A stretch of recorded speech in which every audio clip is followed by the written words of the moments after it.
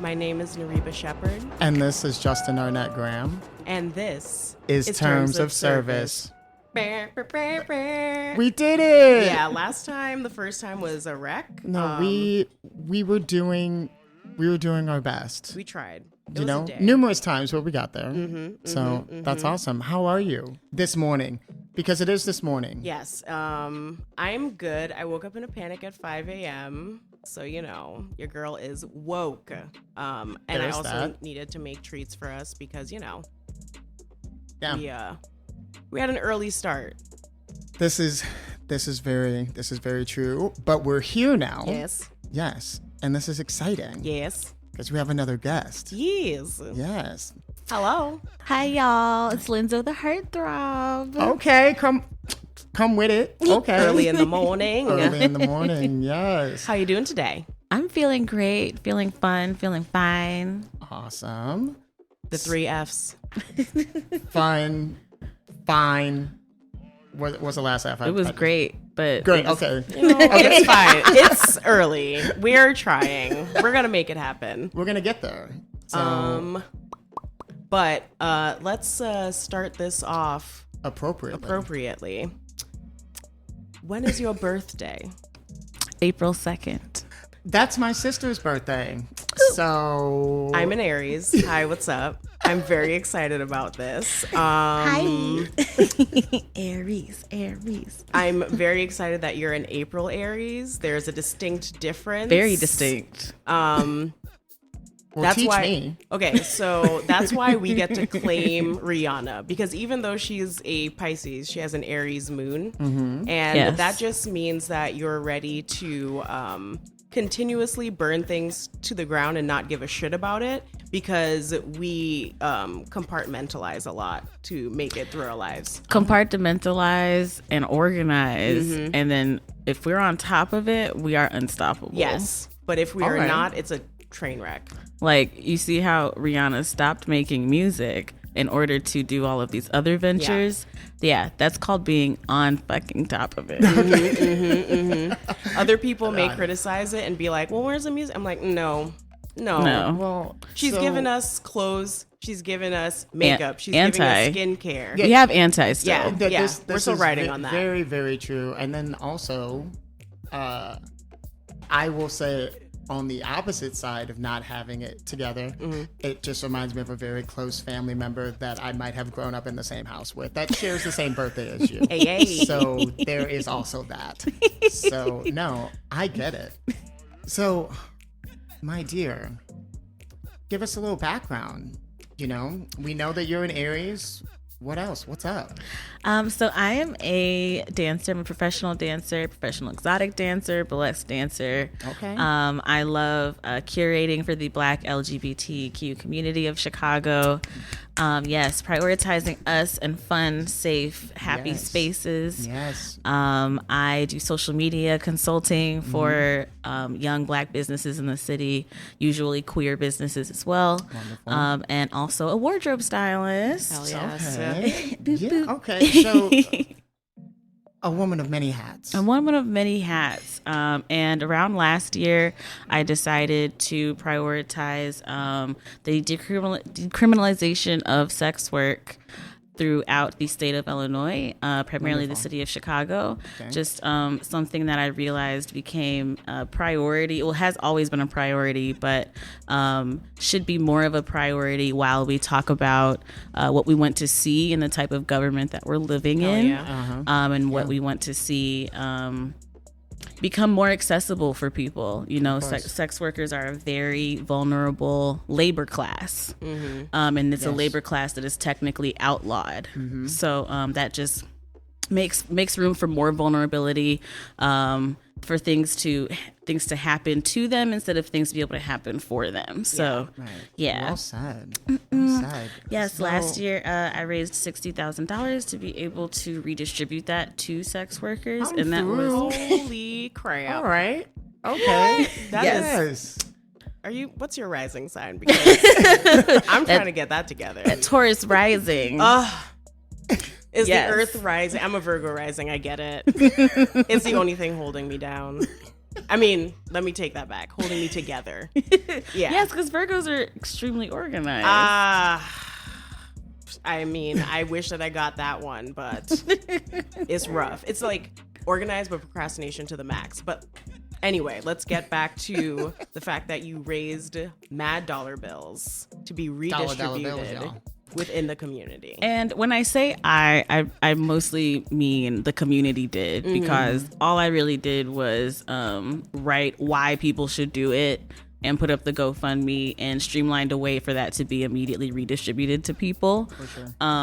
But and also talking about mutual aid. Like, mutual aid is more than finances. Mutual aid is access to resources, and again, streamlining where people can find those resources within the neighborhoods that they can get to and whatnot. So focusing on that as well as the other things. Yeah, I'm loving the energy. All of the hats. All of it. And can you talk to us a little bit about your time within the hospitality industry? And what's the crossover with that? Ooh, okay, let's see. Looking for a job as a 19, 20-year-old kid in Chicago was not fun. And what was available was retail and hospitality. Having grown up on the management side of hospitality and watching my dad do be the manager of 4 and 5-star restaurants around Chicago, I was really excited to also be intertwined with that experience from the working side and not just always going to go see my dad at the restaurants. So I started working at a restaurant when I was about 2021. I think it was a learning experience. As it traditionally is. Yes. Learning about, how everybody has their different jobs set up and closing and prep and egos and attitudes and what management had kind of shifted into. I saw more of a lack of the what service means, right? Like what service means, and that's kind of something that my dad prides himself on being able to teach people is how to give good service. So I went into those restaurants thinking, oh, this is going to be great. I'm going to be able to move upward. And that was not the case. You can see you were shooting for that upward mobility life. Yes, that American dream. And with so many restaurants. About the American dream. Who is it for? That part. Most Americans don't even have it. I'm not an American. I don't have that shit. I don't have that dream. I definitely was. That came to realization for me, but isn't it a bitch? It was. Yeah. It was a bite in my ass. Like I was an excited young kid to be able to get that's into your problem. Learning. Well, damn. Sorry. The coffee hasn't hit yet. The excitement is the first thing they snatch away. Whoa. That. Real. And then it's your youth. We're just letting them know this morning. So yeah.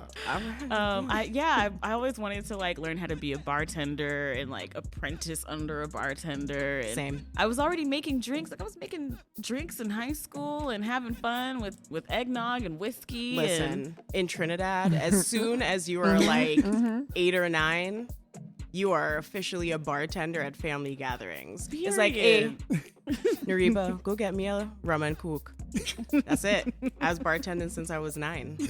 That was the end. It's a wrap. And you know what? When I went to Belize, I did ask. I texted my dad. I was like, "What is the drink that I should get?" And he was like, "Drink what the locals drink." And I ordered myself a rum and coke. Oh yeah, that's the move. You're like, that's the whole thing. That's it. That's all. Yeah, I had rum and cokes all day. It was great. I've actually never had that much Coca-Cola in one sitting. I'm not gonna experience it. It's just predominantly rum and maybe a glimpse of cola. It's like a Long Island iced tea.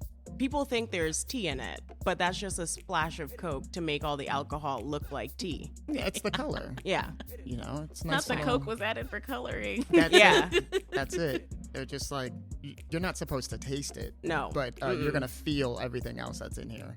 And you know what? In college, there was a special for that. 2 for $10 Long Island iced teas on Wednesdays at this spot with like board games and shit. It was horrible. Horrible. What was it, Nuibo? Horrible. So, my dear, if you're able to kind of guide us a bit through, kind of the taboo nature of, service industry work, the bridge into, sex work, overall like identity empowerment, I think that would be awesome.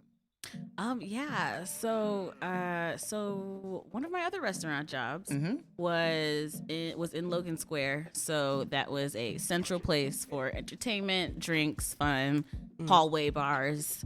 And I was very excited to work at a restaurant that had a diverse staff, in quotation. I was gonna say these are hard quotes. Can we feel the air quotations? Stopping myself from singing a reference we can't afford.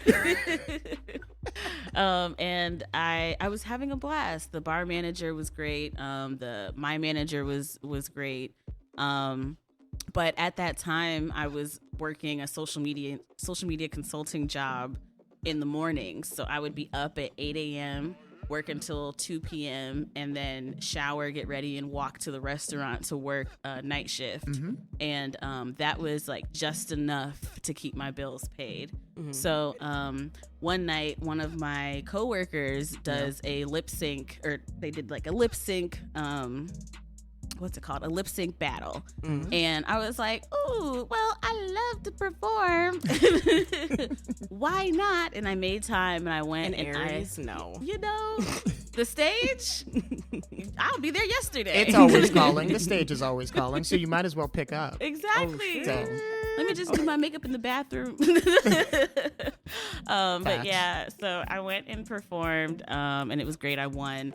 But it was great. I won. Like, casual no throwaway okay, comment, whatever. Did that? Okay. I believe I did a Rihanna number. Yes, I did. Well. I did Where Have You Been? Oh, jam, fire. Would sing it. Can't afford to. No. No. We learn. Not this season, but, But yes, it was lovely. And I tried to keep that job, I loved the tips. I didn't mind my coworkers. However, it was difficult for me to be trained on anything else. And I found that at restaurant jobs and, most jobs, I'm unsure if it's because of the color of my skin or if it really is just something that every management team would say to me, which was, oh, well, we hired you for host, so we're comfortable with you there. And I would be like, oh, okay, well, these 8 other people are cross-trained on not just hosts, but bar backing, what is it? Busting the tables, and serving. So I just, I would like to be able to pick up shifts in a couple other ways, and I would not be able to. So I ended up obviously like just sitting at host. And as much as I love to perform, you cannot just perform one lip sync show and that be able to pay your bills. No. So there was a moment for me where I was like, well, I absolutely love performing, and the amount of time that it takes for me to do the social media work and then get ready for this other job would take away from being able to perform. And also that restaurant job was not paying my bills enough, and neither was the social media consulting job. You're like, wasn't doing what needed to be done. It wasn't doing what I needed it to do. I'm just going to take a sip of this matcha tea on that one. Okay. It is yes. This is a bi-level beverage for our morning sips. You can't see, but I'll describe it for you. There is a lavender soda at the bottom, and it's floating right underneath a matcha. Wait, Ashley, matcha what? Oh, it's just straight up matcha. I was like looking at my notes, like, well, a sip of that tea. Okay. Am I supposed to mix this up? Because what I'm looking at is a glass that is art. And it's honestly scaring me to try and drink it because I mean, it's pretty delightful. You should just give it a little. I am supposed to mix it up. Yeah. Okay, jostle. Cool. There is a lavender. This is beautiful. Lavender buds are on the outside, wrapped around by a string that is at the middle separation of the matcha. Mm-hmm. That divide. And what is under the matcha? Lavender soda. Lavender soda. Mm-hmm. Yes. And listen, at any point, if you feel stressed, you could just like pop off a little bit of your little lavender buds on the side here. Already did it. Give it a little crunchy crunch. Rub it on your temples. Yep. That's a little self-care for you bartenders. If you're ever having a nervous breakdown behind the bar because you're overworked and underpaid, there you go. A little in-house remedy right there. Mm-hmm. So would you like to continue sharing the tea and about... and this was just so good. I just have to put that out there. Thank you so much, Ashley. God damn. Drinking it all up on the mic. Drinking Lavender and the temps. There you go. Yes. No, that's it does what Pedialyte should. That's some wet ass matcha. Ooh. Oh, that wham! But not... No, that one. No. Sorry. I had a panic of like, we can't afford that. That will be a soundbite. Oh man. But let's get back to this casual, systematic racism you experienced by like not being able to like be cross-trained, which is something that like the industry prides itself on. Is like, that's why they don't want anything to be unionized, because they want to be able to get you. They love to say cross-train, yeah, but they mean on the same sort of, like it's on a linear level. Yes. No, they literally mean, oh, you're at host. Yeah, we'll cross-train you on now using this iPad for Uber deliveries and using this other iPad for DoorDash and using this other iPad for Caviar. Yeah, because we're going to cross-train you on carry-out. Yes. Yes. Carry-out, take-out. Right. So yes. Trash. And then they'll be like, yeah, now you can train people on that. While still doing that. So now you're training other people to do your job. And did any of these people then get cross-trained on other things? Yes, they did. Oh, obviously. You know, we just want to put the pinpricks where they deserve to be. So thank you. And obviously, like, the money is in serving. So I was like, well, you know, at least I would like to do that. And I ended up just busing, which busing is fine. The tips are great, but I did want to at least have under my belt the ability to wait and serve tables. Like how is it that I grew up in this industry watching hospitality in Chicago grow, and these restaurant groups and their management companies didn't take the time out to think of like cross-train. Like they immediately don't want that to happen. For someone of my skin tone. Listen, one of my first stages at a Michelin star restaurant, I called in, scheduled a stage.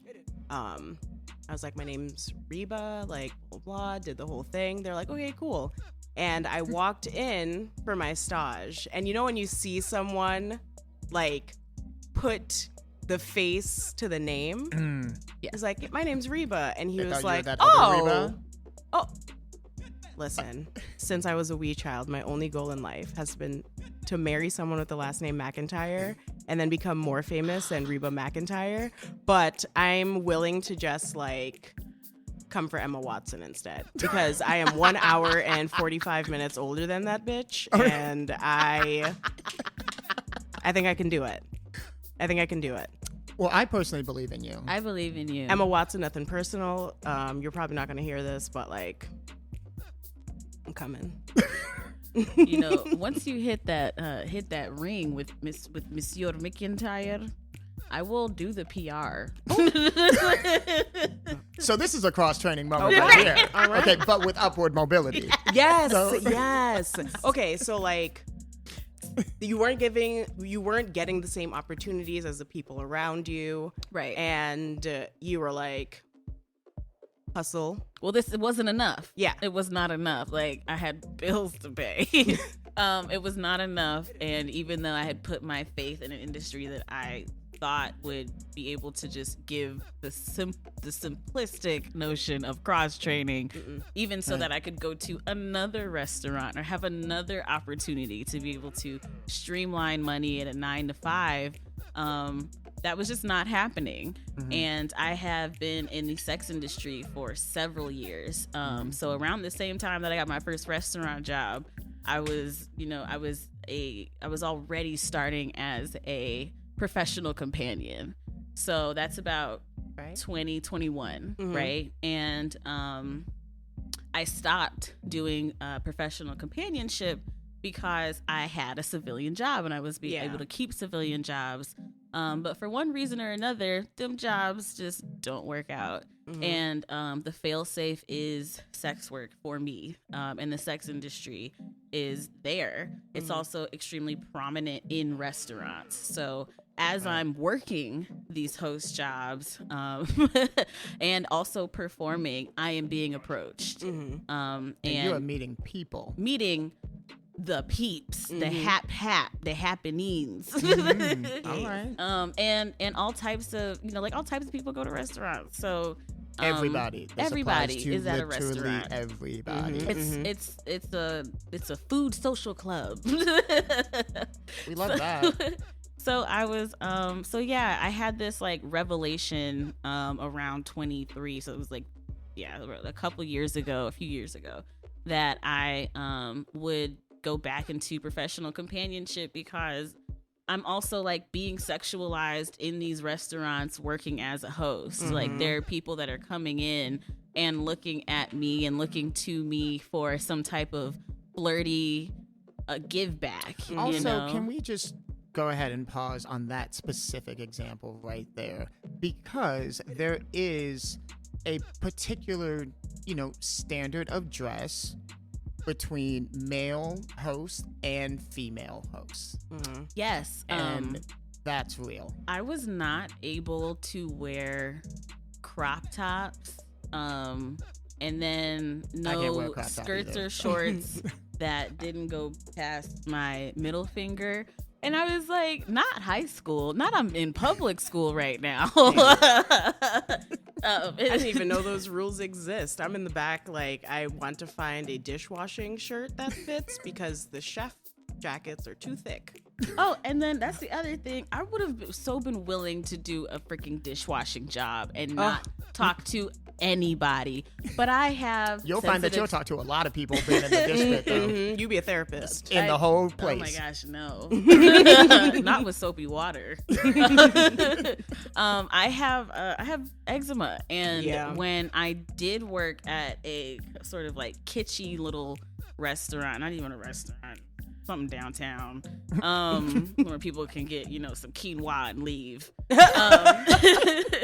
I did work dishes, and I worked dishes because the dishwasher decided not to go that day or a day or a week, and I was working register. Dish was not in my job description because I know I have sensitive skin, and I looked, and they had me on dish, and my manager was like, well, it's not in your job description, but we need someone to do it. And I was like, all right, well, I'm gonna do this shit real slow. Because I don't do dishes for nobody but myself in my house. And this was not in my job description. So you're like, it was the me that was missing for me. Oh my God, yes.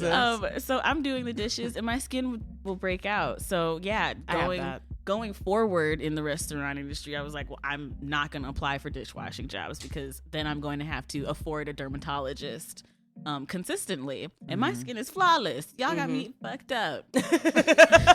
Your skin we see you over here glowing. Fucking flawless, yeah. Yes. Thank you. This is, been going to dermatologists since I was 4, and I know my skin routine very well. Mm-hmm. So that being said, it gets extremely hot in Chicago, and it is actually unfair. Humid. It is actually unfair to give people that are not men like dress requirements to be serving these people. And also pre-COVID, restaurants will be packed out. Oh yeah. Yep. No matter how many tables there are, that is overwhelming. That is a lot of people.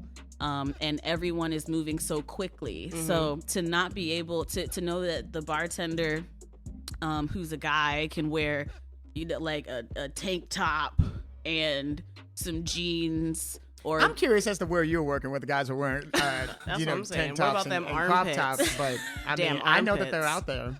So I've seen it once or twice. it would just get hot enough. And so if the restaurant shirt is a button up and it's hot enough, nobody's going to say anything to that bartender. I know a gentleman literally right now to where he is a bartender, and we've worked at a spot together to where as busy as he is, you would know how busy he is because by the time the shift was over, it's on the last button of the button up. Yep. And I'm just like, oh, that's Okay. what we're doing now? Mhm. Okay. Right. Yeah. But women can't do that. But No. right, and women can't wear jean shorts. You can't, like, you can, but they have to be at the length or longer than your middle finger. And that's just not fair. I have longer legs and I have short arms, and so my middle finger, it changes every day. And I would just be looking at them like, okay, so is you gonna say something or not? Because it's hot. And I'm by the door, so I'm getting humidity. Yes. Every time you open the door, really say something.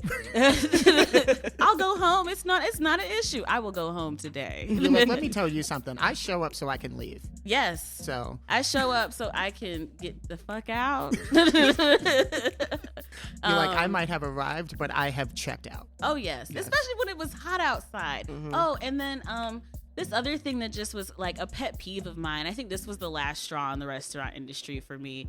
I was injured on the job at this restaurant because there was ranch on the floor in the kitchen. There should never be anything on the floor in the kitchen. Right. And I was Kitchen busting ranch. tables and I was holding 30 pounds of dishes. So my ankle went, Oh, and the ranch got you. the ranch got me I'm sorry. real bad. I'm sorry. And got then the I had old to weeble move that wobble. week as well. So I was moving on an injured ankle, working 2 jobs, And no one gives a shit. and no one gives a shit. And they paid for the doctor's visits and whatnot. Like, all that was comped Because they but- had to. because they had to. And I needed more time off as like the days were going, and as like a month went by, like that, like an ankle injury is very serious, and because I am a dancer, those I have to tend to those throughout time. Most certainly. So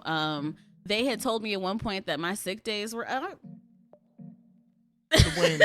When you got injured on the job, at your job. Because of something that happened at your At job. the job, yes. I was, they told me my sick days were up at one point, and I was like, oh, bitch.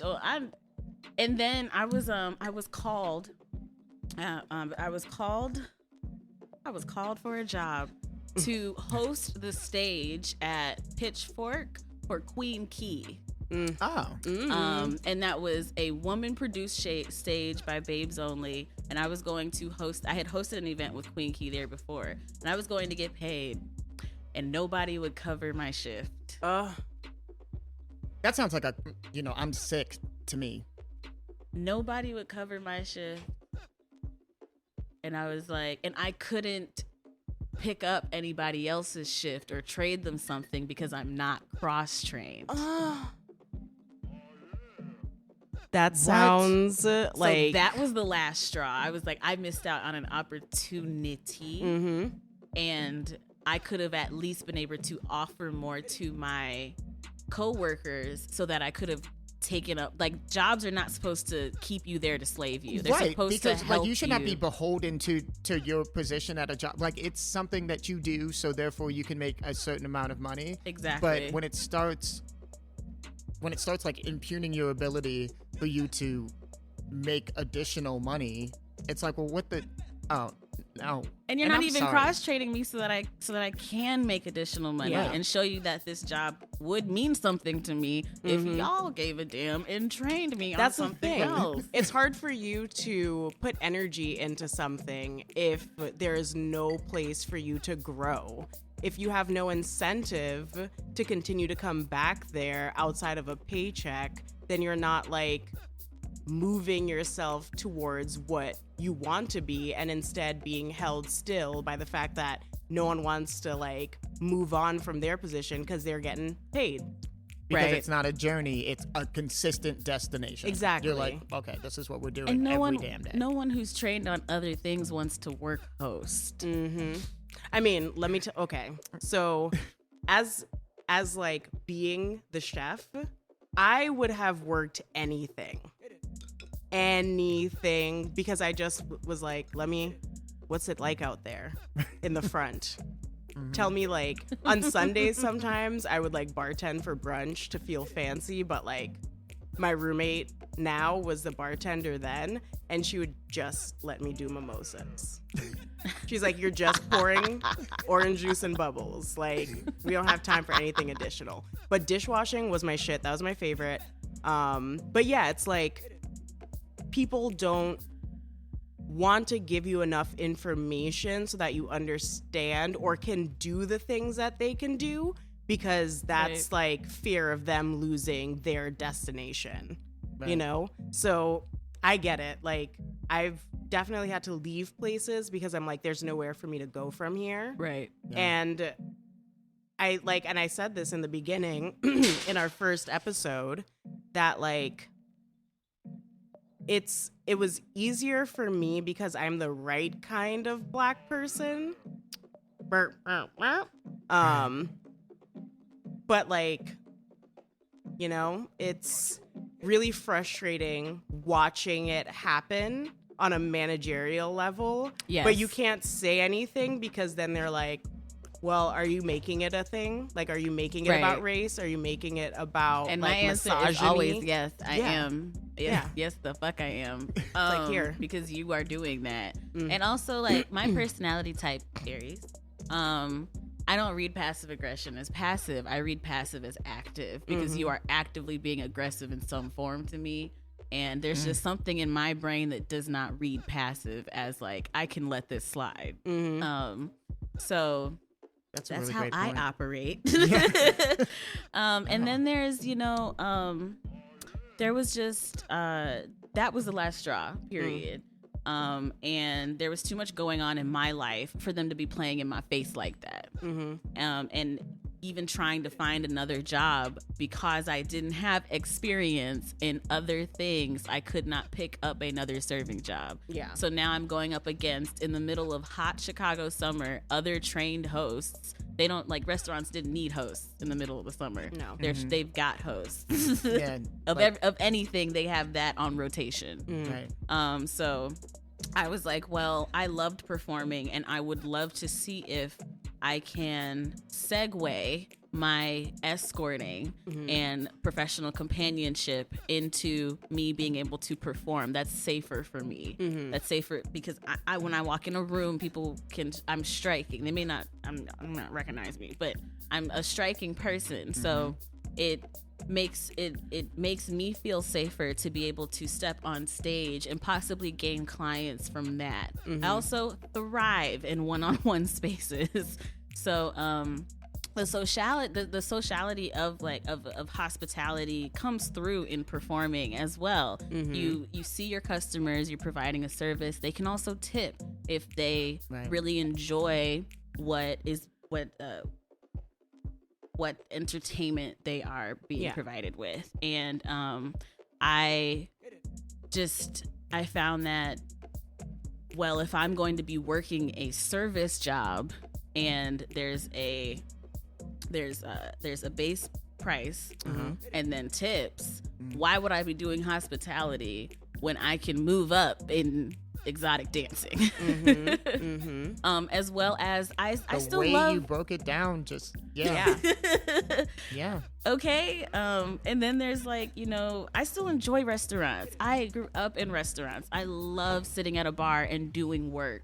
I love sitting at a cafe that also serves liquor because I was probably going to bring some for my coffee anyway. So and also for work, there are escorts, there are companions, there are buyers that use restaurants as a way to socialize with clients, as a way to socialize with a companion, like as a way to meet people, so, and also, just having a good time. I will do that alone. I mean, if the panini has taught us anything, it's how to entertain yourself. Okay. I mean, most certainly. This Ponderosa that we consistently find ourselves at, or what was the pterosaur? Pterosaur. It begins with a P. It's good. Yeah. Shout out to Ryan Pfeiffer for teaching me that word and me, practicing it so I could say it so smoothly now. But also, because of this, what has this Patricia done Patty. to your work mode? Ooh, work mode. Let's see. Last year I was completely defeated. I had come back from performing in London, and that was the first week of March, and I was so excited. I was able to experience performing burlesque in London, and just first of all, being overseas that's big. Yeah, and that's big for any type of performer. And Europe loves American performers. I went with my bestie. And hey, bestie. I just shook my wig, y'all. I went with my bestie with our selfies. And we were, my friend did a weekend class at a university out there, and their mother works for a hotel company, so we were able to just pay for the cleaning fees. Oh yeah. And I got a new passport. I was working at a dispensary at the time, and I just went ahead, and they also did the same thing. The dispensary also said the same thing about not training me, while other people were literally being trained in my face, and they were playing in my face. Anyway, I took that. I took that dispensary check and went overseas. You damn right. You damn right. Before the Ponderosa. And so I sent out our first night there. We got food and wine, and I sent out 10 cold pitches to 10 different venues. I wrote up a new bio and just added some pictures and had a link to a performance, and I was booked by noon when I woke up the next day. All right. Oh yeah. Yes. That's how you do it. That is how you do it. And that turnaround time is something I've never seen in America. I love Chicago and I love my city, but that turnaround time for a booking was phenomenal. Oh, I mean, America loves a meeting when it could have just easily been an email. Okay. America loves a follow-up. They love a circle back. So all of it. Yes, so, and a maybe next time that really means no. Right. So basically, it's the long journey to no. Right. Yeah. Yes. A lot of the time. So. And so I performed. That was a beautiful experience. And when I came back, I also did experience a strip club out there. I got to see what their strip clubs look like and how they operate. So what's the tea on that? I've never been to a strip club in the U.S., but I have been to one in Canada. I went to one in Detroit, but we can keep that one. So it's fine. Yeah. The first strip club I went to was King of Diamonds in Miami, and I was 19 years old. That was lit. I'm not gonna say no names, but a famous rapper did pour champagne in my little 19-year-old cup that night. And it was literally just champagne though. Okay. No Me and my bestie left, but that was a fun night. Anyway, these strip clubs The strip clubs in London are, their money is different. Yeah. So they pay in pounds, and they do not have a dollar bill like we do. They have coins. So I was gonna say, were you throwing pounds on the stage? Coinage? I was drunk-y at the time, and I did have the same thought, and I was like, oh, what I'm not gonna do is throw coins at these people. No, I know y'all are more civilized than this. Come on, tea and crumpets. Well, we learned that they're like they're civilized, but for whom in the last a little bit. And that brings me to the demographic of what was in that strip club. Yes. It was all primarily skinny white women. And I was a little disappointed, but that was what the person who took me to the strip club said that it was going to be. And this was purely for entertainment and just for me to have this, like, they were like, they wanted to take me to the strip club so that I could see it. So before a person goes on stage to perform, they collect coins from everyone in the room, and it's a standing room. And then right behind us was where people were able to sit with dancers. However, you have to pay to sit with them. So behind us, people are sitting down. Where we were, standing room, not too big. And then there were like 2 poles on a stage. There was their locker room, and the door to the right was the back room where people could pay for private dances. So one young lady went around and collected the coins. The legit coins?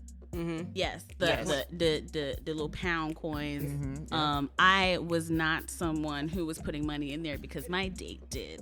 So they put money in for the both of us. I watched the young lady perform. It was not as entertaining as anything that I've seen in the United States. However, the thickest girl who was in there had on a beautiful red set, blonde hair, and a bright red lippy. And my date paid for me to have a private dance, for her to privately dance for me. So that was a great experience. The back room was beautiful. And yes, I feel like that was fun. And also in London, they like double shot their drinks. Yes. So the land of the heavy pour. I was lit, honey. And then there was a burger spot, like a cheeseburger spot, standing line only, right next to it. I mean, that's the move. Yeah. It was definitely the move. I watched that cheese on the fries and was like, that's what I want. So there was that, and I find that out there. And also the young lady was actually talking to me about it while she was dancing with me, because nice. I told her I was a burlesque dancer in Chicago, and she was like, oh, well, that's so lovely. Like, how is it there? Chatted. And she was like, well, here, she said, as you can see, we have the standing room, the back room, and the seated area. But she said that she did wish that there were some bigger clubs. And there, of course, are around the UK, but just more of a community. She said that she wished that they had out there more of a community where they talk to each other. Whereas I do see in America, we do talk to each other. And just try to have some type of camaraderie, even if it could be something that's catty. Like, it is some type of camaraderie amongst each other, with dancers in clubs and whatnot. I think that might be like a cultural thing, because America likes to believe that it's a teamwork, dreamwork situation, and that's the way that most people who live here go about things. But I can imagine, especially in England, because they're so proper, it's absolutely, it's you have to understand what their setup is for what is tolerated, because yes, there are a lot more laws that make being in sex work a little bit safer in a sense there, but here we have to do it for ourselves. Yes. also like old British people are very like uptight about everything. So I can't imagine that like people are dancing in a risque way, even though here it's just like fun. That's a workout. You in a class right now. Yes, like, it is.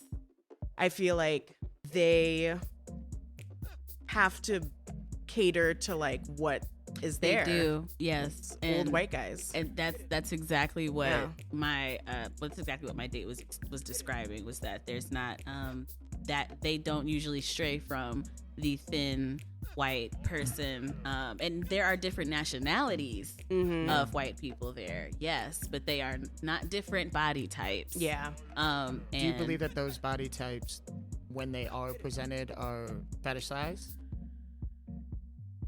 I do also believe that like there are people who are looking for that body type that are also in that realm too, you know, and there are customers that are now not being catered to because of oppression. And those customers also deserve a chance. That goes for England and America. When you are at a Chicago strip club, they do cater to white customers. They cater to white dancers, even though stripping and exotic dancing and all its glamour is based off of what Black women, and specifically what Black trans women, have made this. All of that glamour has come with and is laborious. So you know, like there's also the notion that sex work or prostitution or erotic labor is empowering, and I do think that it's beautiful.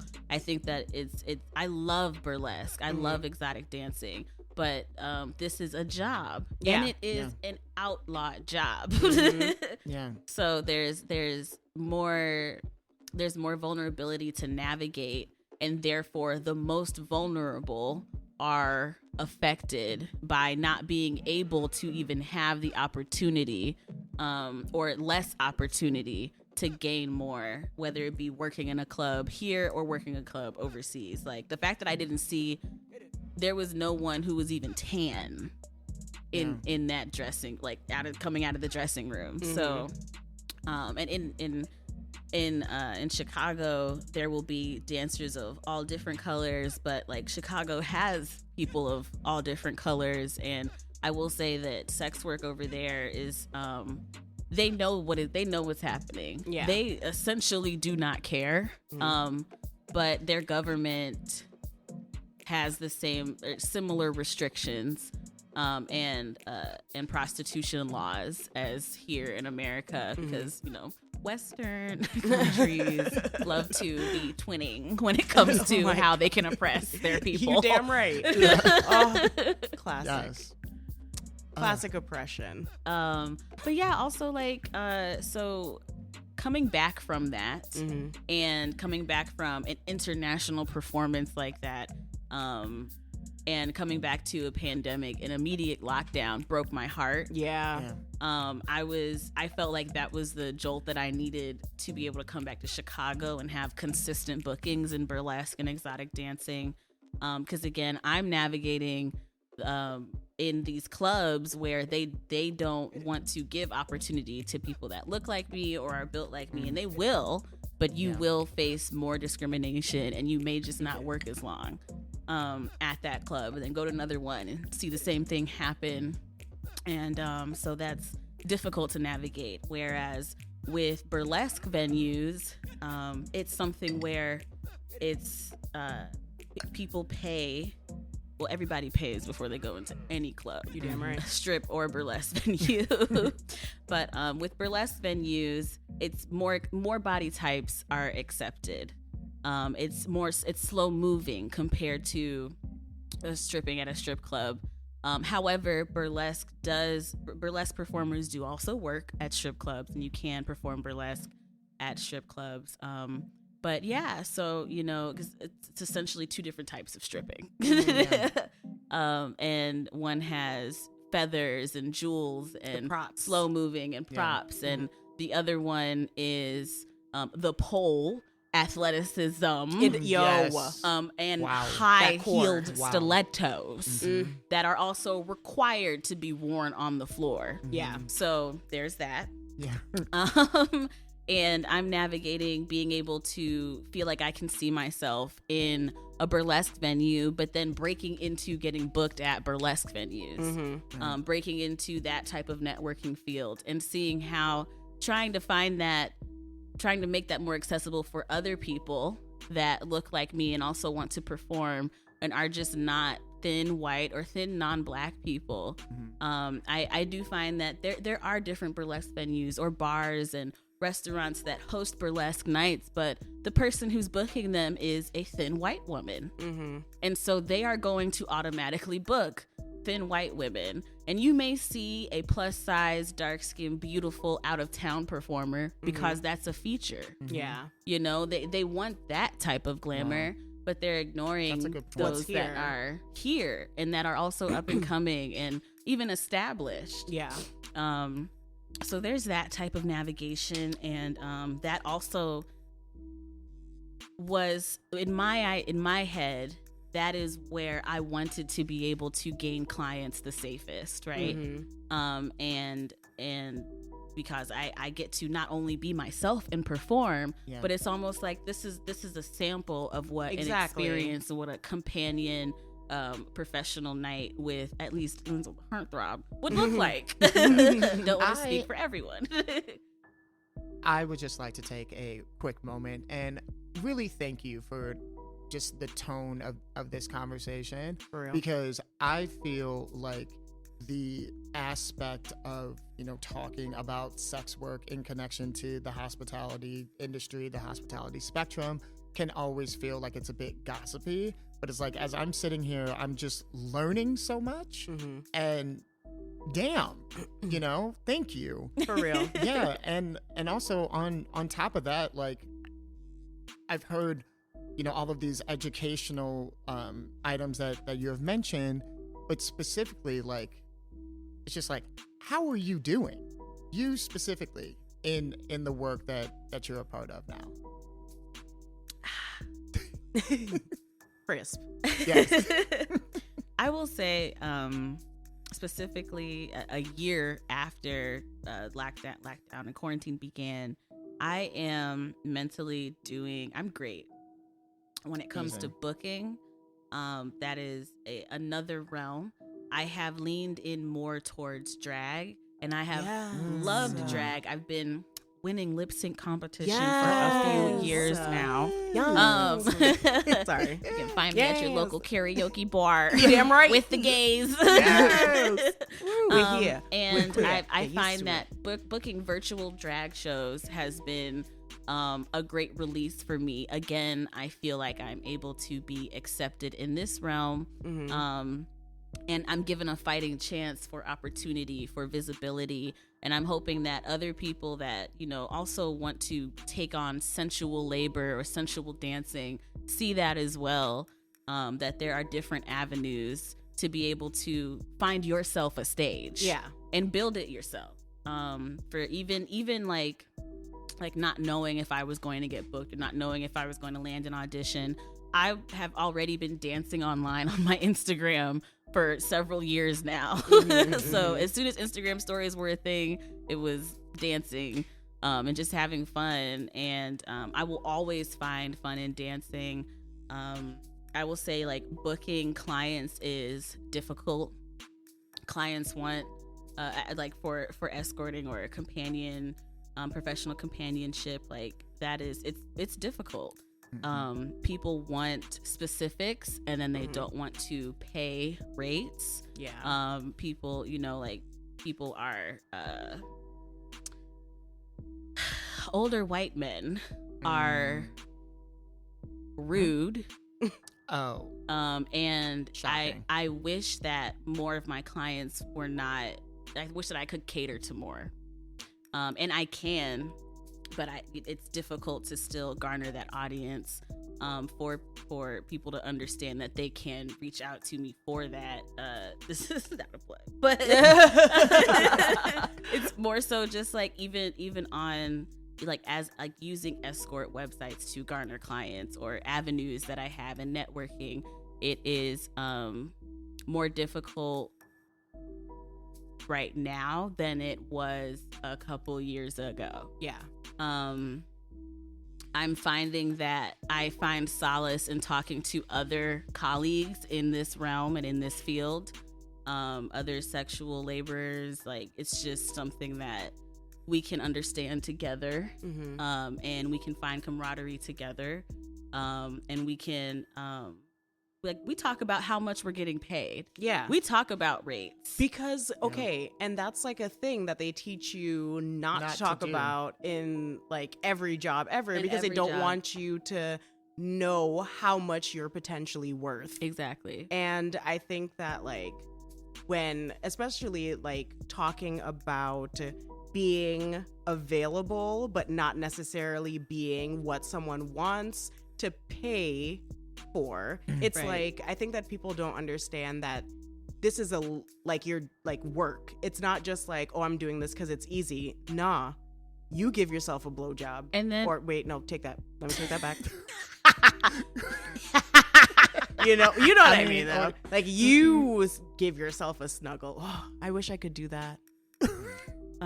Like a weighted blanket. Sorry, I think you just need to stretch more.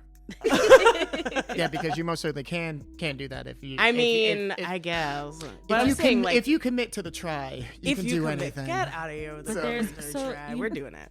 So there's that, and there's also, like, with masks on, it's difficult for me to read people. Also that.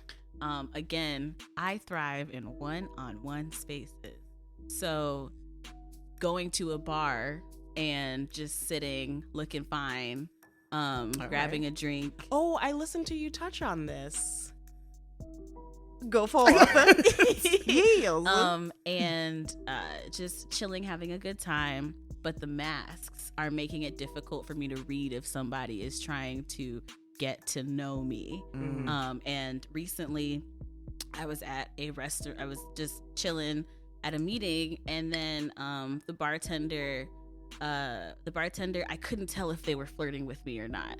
And I'm already, like, I have ADHD, so I already am not always on time with the social cues.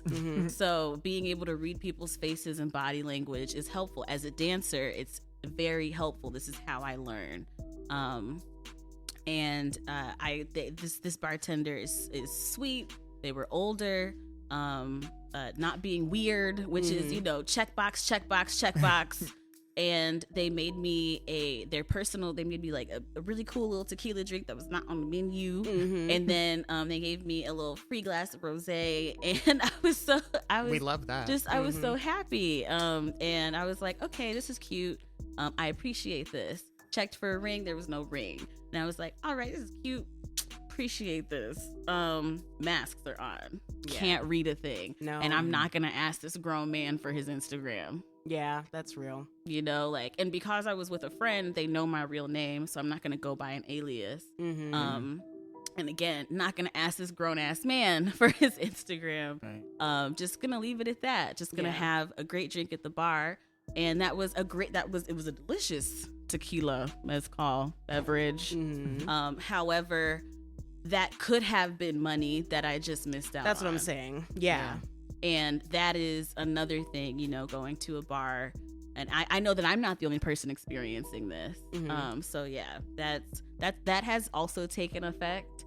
I'm hoping, I think that with summer coming up and people going to go get vaccinated this Vaccination spring, station. Okay? Vaccination station. Yes. With people being able to do that, I feel like there may be more opportunity for where the sex industry was intertwining before, to come back and fuel the restaurant industry. I just burped twice. Listen, you are fine. I you have no been idea how fine you are of being a loud burper, so I like will sink all the way back or like off to the side so it doesn't get caught on mic. But you heard me earlier clearing them out, so you fine. Don't worry about it. And because that's a part of it with the hospitality industry. Sex workers are fueling restaurants. Yeah, I was gonna say. You know, like when we make money, we are out at restaurants. When we are potentially trying to make money, we are out at restaurants or bars. When we are having fun with our friends, we are out at restaurants. After we get paid at the strip club, we are out at restaurants. Like say that. And yeah, so you know, and also when people are going to go see these dancers, and people are going to go see entertainers, and people are going out to see fine women, to see fine, attractive people, mostly fine non-men people. So yeah, people are the sex industry and the dance industry are definitely fueling the restaurant industry. Thank you. Got a little bit of a smash there for you.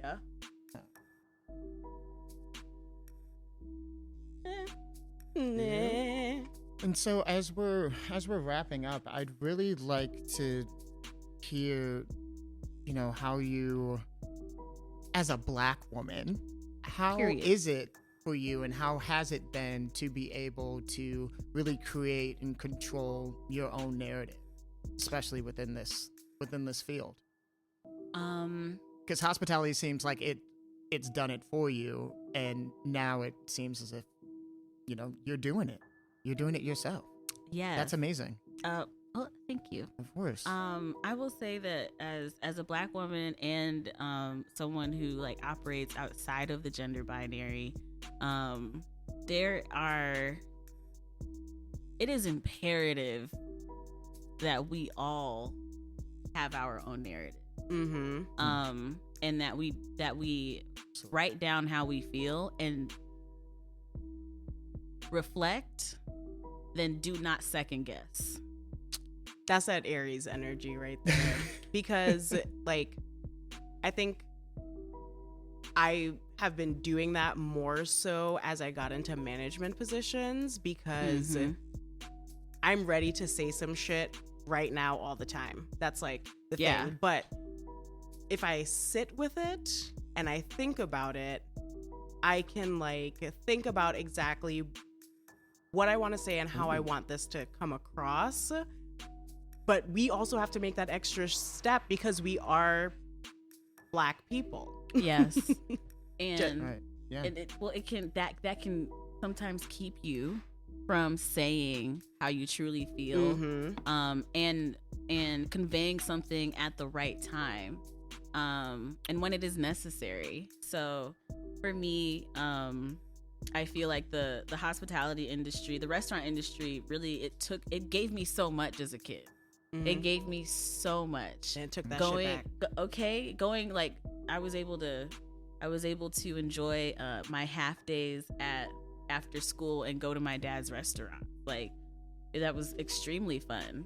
But not being able to enjoy restaurants as an employee, as a young adult, drained from me. And then having coworkers that are creative and trying to incorporate that into who they are, incorporate that and spread that to their coworkers, and then quit those jobs. Me and one young lady, she has a vegan cookie business.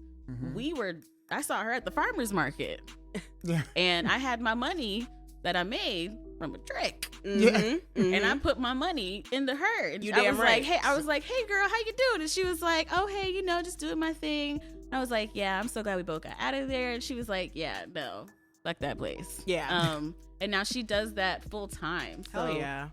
I don't think that the restaurant industry is like, it's not horrible. But there are places, like there are definitely ways it could be better. Yeah. And it shouldn't get as bad as not training people because you hired them for one position. Because I will go across the street and dance on that table at the dive bar. and I will go home with more money and tips than I would have slaving at that restaurant. Damn right.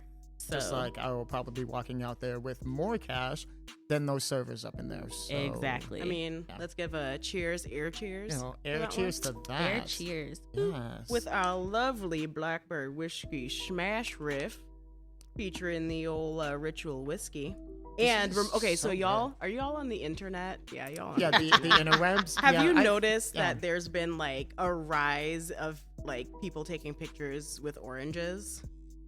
I would say lemons. Okay, well, yes, you're right. There has been a lemon going around doing a thing. You make some lemonade, bitch. You listen to the Beyonce Lemonade album. That is exactly what you do. Oh my god! And then you turn on Black is King, and you find your way back. Listen. If you don't think I woke up at 5:00 this morning and listened to that album twice, you're wrong.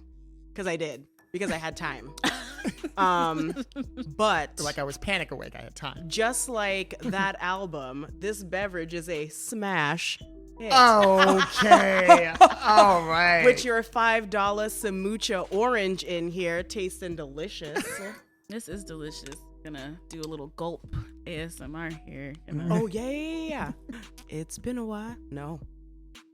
You're fine. You're fine. It's all right. But no, like you're not wrong. It is not the best, the industry for people. For people. I was gonna like narrow it down to some, but it's like people. There's several bullet points. And one that I will highlight is being sexualized while working. And sexual labor being illegal. Like, yes, y'all got me fucked up. But also like being sexualized, not even like in a sexual way, just the number of times people have been like, I just wish you were a man because you just hit me and then we'd be over it. Instead, you didn't talk to me for 3 days. And I'm like, you're making it seem like my lack of a penis is an issue for like some weird internalized daddy issue that you have going on right there. But like outside of sexualization, it's like straight up misogyny. It is straight up misogyny. It's just the amount of times back of house will not know my name but knows to say sweetie, babe, mamacita. Yeah, no. Hot stuff. I literally worked with a server for 6 months and I wouldn't allow her to have some of a plate that I had put up for a tasting for everyone. And she went and complained to another server about that black chef. 6 months. I trained you on a menu. Well, I'll just say fuck taking her. A sip. My name is Reba. Yeah. How hard it's right. You know? So yeah. We're just sitting here being like, well, damn. Deep eye contact. It got us fucked up. But like, no. I think one thing that I want to ask, it's like, is there anything out there that has been put up as like, or like how would you say that you set up to protect yourself as much as possible while trying to meet companions and do your hustle? Like, what is there anything available? Sorry, I like as I'm asking the question, your eyebrows just went higher and higher. Like, is this real? But we just, even if it's a no, we just want people to know. Yeah. I will say, for me, I am a striking person. So me working a 9 to 5, a civilian job, actually puts me at risk. Yeah. Even when I was not doing professional companionship as a side thing, and I was just doing social media consulting in my house from 8 a.m. to 2 p.m. and then going to that damn restaurant for the night shift. That was like because people are sexualizing me and fetishizing me when they walk in. those people try to remember my face and then come back to that restaurant or come back to that place where I'm working just to essentially bother me. And it's one of those things where it's like the safest thing for me to do is sex work because of how striking I am just as a person. So working those other jobs, I also found that like they put me in a vulnerable position for management to just say no for no reason. So but in terms of like other safety, I have a stun gun. Yes. It goes grata-ta-ta. And I also, for a while there, I would travel with a guy friend, but I love being alone. And I always have loved going somewhere alone and leaving with a friend or alone or meeting up with the girls out. But that being a thing, now that like I'll just want to go to the park and I will want to go with a friend out of safety, and that again is misogyny. Like, there's nothing to save me from misogyny. No, there's nothing to just like really keep that away except for not even except for, but I can say what can battle that is proper public sex education. For real. Yeah. That is the thing. Sexual education is the way to liberation, because baseline education is the way to true freedom. I am like now making this connection. So in college at the University of Vermont, I TA'd a sexual health and relationships class for 3 semesters. And my like concentration was in sexual health and relationships. I'm just putting this together as being like a reason why I am more comfortable than others talking about things, because I had to give the presentation on anal sex 3 semesters in a row, because it's like 150 students writing down like all these questions, and then we separate them into groups, and no one wanted to talk about sphincter play, which is mad everyone fun. all the time, consent and lube. But I think you're right. Like a lot of it is people never learn about how to interact with people in a sexual way that's not like fucking creepy, right? Because that's what media has given us. And when it's not creepy and it's like romanticized and stuff, it's not for people of color. Yes. And I will say that like the dangers of misogyny or like being stalked or whatever, somebody not really knowing how to interact with me was happening before I decided to step into sex work. Yeah. That was happening because I would step into a room and be Linzo the heartthrob, and that would set people either into a realm of discomfort or I don't know what to do, because they have to unpack that I am me. I am so happy and I'm just me. They have to unpack that before they can interact with me. So, and that doesn't just go for me. That does play a part in sex work, but that is essentially what makes a job like working at a restaurant dangerous. Or not dangerous, but just like not safe. And like if restaurants if like I feel like happy hour is a safe place for me, because restaurants are doing what they're supposed to do, which is lower the prices of those drinks, and I have a little cute place to sit, and I can be alone, and most people aren't going to stay after happy hour, so I can, because those prices will go right back up. Exactly. And go right back out. So yeah. Wow. Well, as always, I know. I love this, and I wish that we had more time. I know. That's why I got sad, because I'm like, we can't ask. See, we can't be sad that it's over, but we must be happy that it happened. Yes. And I just want to go ahead and say that your shoes are amazing. Oh yeah, those. Yeah. I wish that I could describe them more for you, but I'm bad at that. Why don't you go ahead and give us. Describe the drip. So, first of all, I don't pay more than $30 for my shoes. You damn right. There you go. So, I went to Akira Okay. And I never go in there with the intention of buying stuff, and that's how you find the good stuff. My shoes were $30 from their buy one get one for $1 sale. So I got 2 shoes for $33. What? These are a kitten heel with a nude taupe sole, 2 clear straps, one over the toes, one over the midfoot, and the heel is a clear ball no bigger than 1 inch. So I am through the place. You damn right. Yes. And my toes are pink. There we go. And they have the hearts for the throbbing on the nails. They are fresh. Yes. I'm jealous. I had nails 2 weeks ago. Now I don't.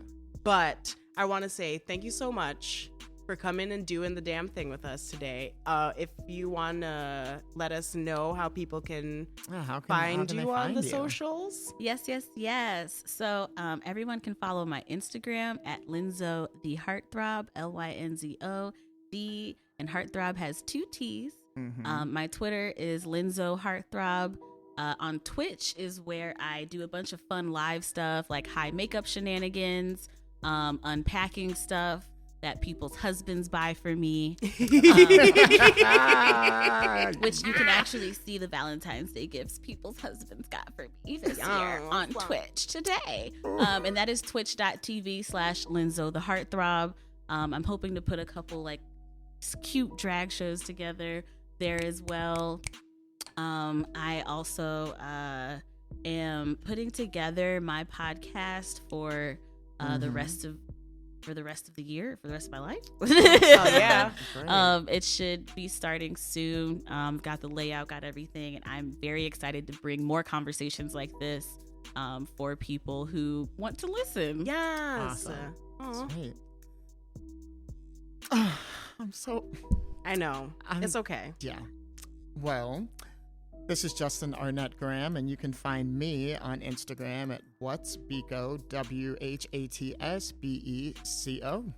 And right before I put myself out there, I want to say thank you to Ritual. I want to say thank you to Blind Barber for having us here at the Crack of Ass. Max all day. Ashley with the drinks in the corner. Killing it always. And thank you to you two. How was your time with us? Talking about how was my time? I got this matcha lavender beverage and a smash cocktail. I'm having a great time. Awesome. The Sunday morning. Yes, it is. All right. My name's Nariba Shepherd. You can find me at Rebaru on Instagram. And I think we did the damn thing. Absolutely. See you next time.